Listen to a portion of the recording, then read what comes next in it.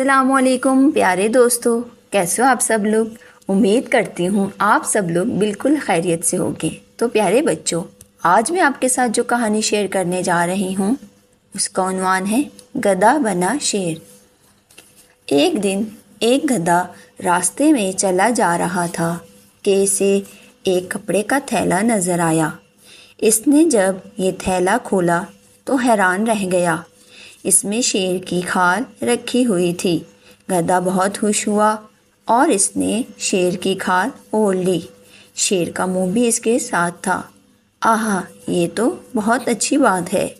اب میں کیسا لگ رہا ہوں؟ یہ دیکھنے کے لیے گدھے نے قریبی تالاب میں جا کر اپنا عکس دیکھا۔ اب میں شیر بن گیا ہوں۔ اب میں ان سب کو مزہ چکھاؤں گا جو میرا مذاق اڑاتے تھے۔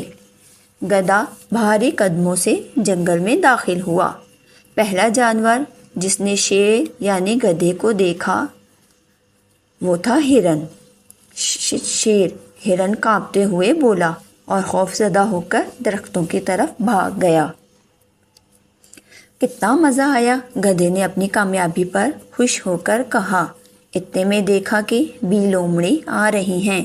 شیر صاحب، آپ تو بہت معزز، بڑے مرتبے والے اور اچھے جانور ہیں، آپ مجھے نہ کھائیں۔ لومڑی گدھے کے قدموں میں گر کر اس سے زندگی کی بھیک مانگنے لگی۔ گدھے نے اسے لات مار کر بھگا دیا۔ جلدی سے پورے جنگل میں ہلچل مچ گئی کہ جنگل میں شیر آ گیا ہے۔ بندر خوفزدہ ہو کر ایک درخت سے دوسرے درخت پر دوڑنے لگے۔ خرگوش اپنے بلوں میں جا کر چھپنے لگے۔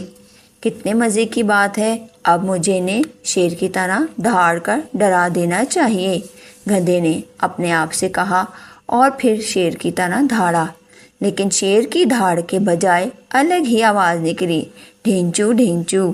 سب جانوروں نے یہ آواز سنی اور باہر آ گئے۔